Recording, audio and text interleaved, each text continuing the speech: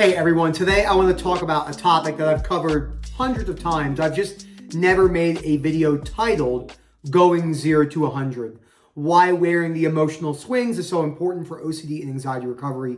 Why it's so important for your life. Maintaining healthy relationships, whether it's friendships, family relationships, intimate relationships. Just going about your day, road rage, getting involved in discussions about politics, money, religion, things that people tend to get really heated over because they attach their value system to those things. Why going 0 to 100 is something that holds most humans back from any sort of long-term consistency, persistence, and achievement in life. Before I go any further, please subscribe. Hit that like button down below. Please message Phil at OCDrecovery.com. Let me know what you think about this topic. It's an interesting topic because I talk about it all the time, but I don't think I've ever done a direct video titled this and what I struggled with. So let's just jump right into it. Most people struggle with this to some degree in different ways. They go 0 to 100 in avoidance.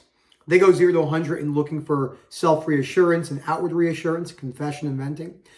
My problem, which I do believe is the most dangerous one of them all, is 0 to 100 with anger, rage, resentment, and needing to prove others wrong.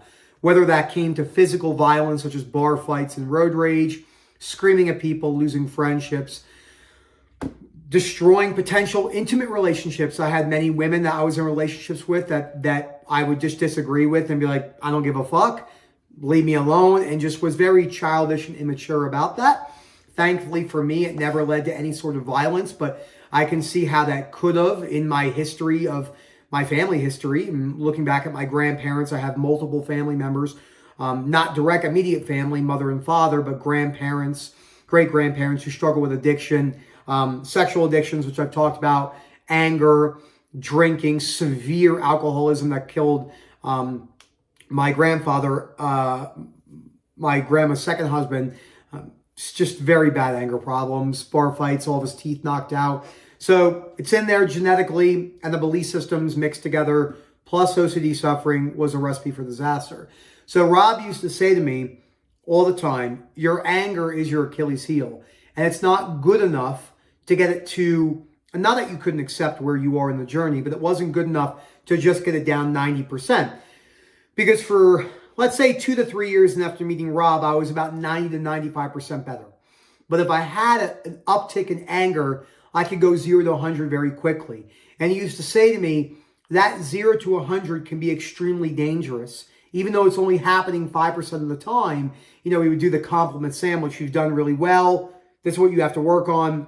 And, don't think that we don't recognize the progress that you made. And I've taken that, and Rob didn't make that up, and I don't even think he thinks about it in that way, the compliment sandwich. But many people I work with have used that analogy in books I've read. And that was really important for me because I thought to myself, how am I going to get this last remaining piece to a place to where the risk is very, very low? Not zero, because that would be certainty, but as low as I could get it to. Or because Rob said to me one time, which really woke me up, he was like, if we put everyone on the team on a podcast and you were confronted with really difficult pressure, I don't think you'd have an anger outburst, but you'd be the first person to give them attitude back, which is understandable, but I have to weigh that as the business owner. He was completely correct. Luckily for me now, I can take constructive criticism very well. I had a buddy of mine from college who messaged me yesterday. We were joking about chiropractors and, me being a chiropractor. And he was like, I went to this chiropractor and they messed my neck up. And not just chiropractors, physical therapists, chiros, medical doctors, coaches, psychologists, most people in the profession that they're in are very bound tightly to their profession, even though it's just something that they do in life. You can't be one thing. You can think you are one thing. You can think you are a medical doctor, but you're not. You're just a person that practices being a medical doctor. And it's not just semantics. There are differences in that, because how many people have lost their careers for whatever reasons, and they crumble into depression because they don't understand the difference between actions and who they are as a person. You're just a shell of a person. You're just neurology. Then you add things to that, experiences, cultural differences, etc., belief systems, subconscious and conscious. And then you do certain behaviors, but you cannot be one thing. You cannot be evil. You cannot be good. You cannot be a killer. You cannot be a good person. You cannot be any of that. You're just a person who has committed murder. You're just a person who has committed good actions. And people that have committed heinous actions have also committed acts that were very good to some people, etc. That's why you hear people that were charged with heinous crimes, and they're like, people, oh my God, I would never expect that. So that person can't now just be an evil person because they're just a person that committed an evil act in the eyes of other people, even if all people committed those acts.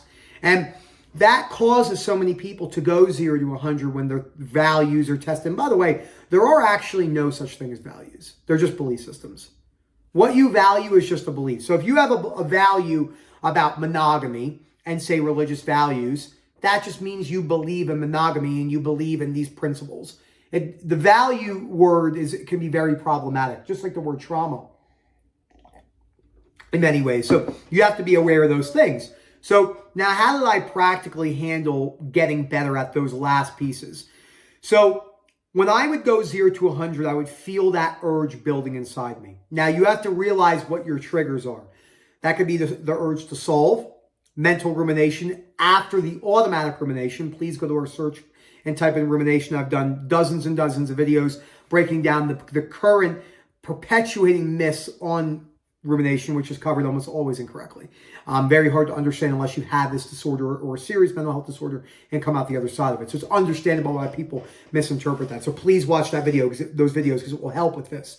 So because one of the main reasons that people go 0 to 100 is they think they can stop all of their rumination, but you can't.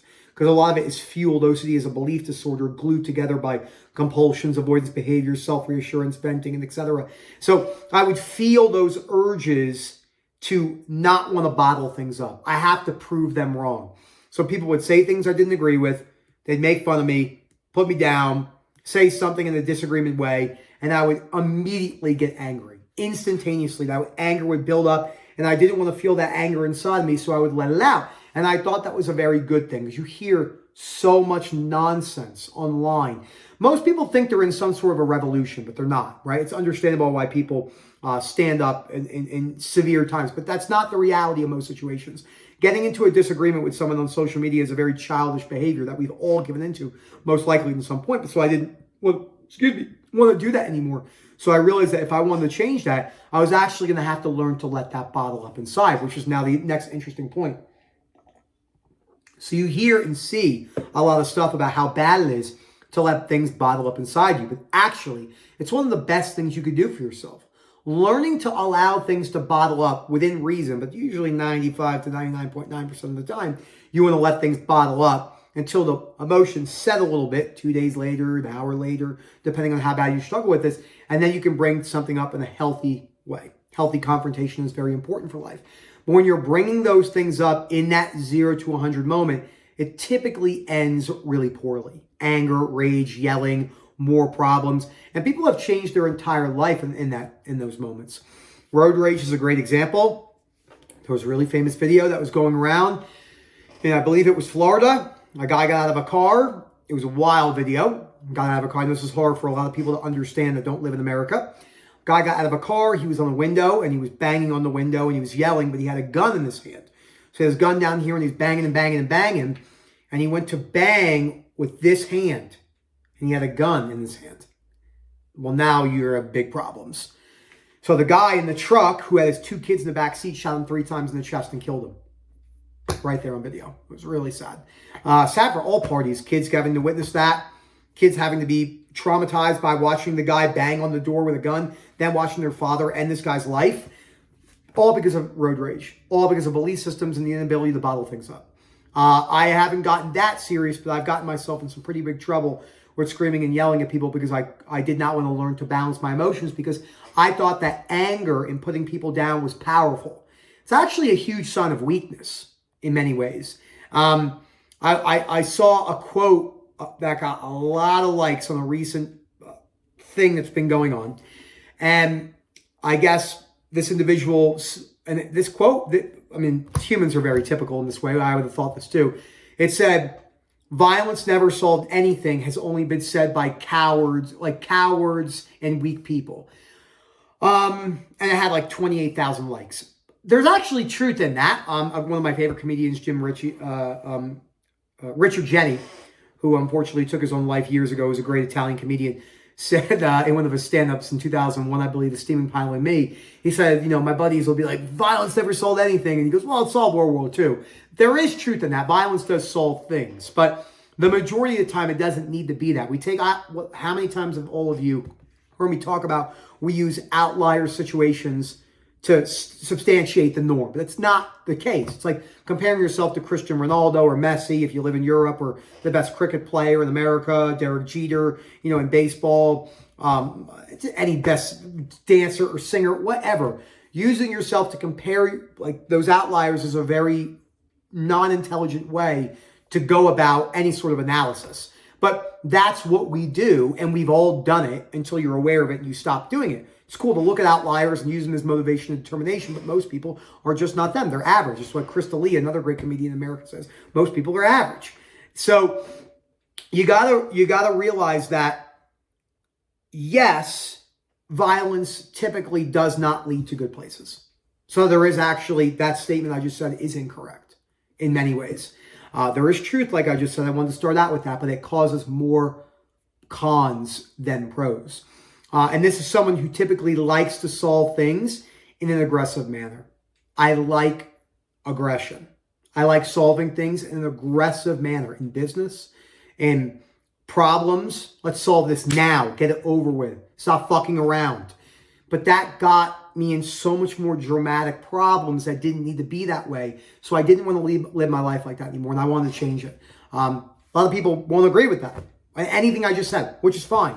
Life would be very boring if we agreed on everything, but that's typically what we see. That's why wearing your emotions and learning to bottle it up. Be very careful when you hear these different coaches, psychologists, therapists, psychiatrists tell you don't bottle it up, vent it out, let it out. You've never met anyone that said, hey, I vented my way, I unbottled my way out, I vented, I angered my way to recovery.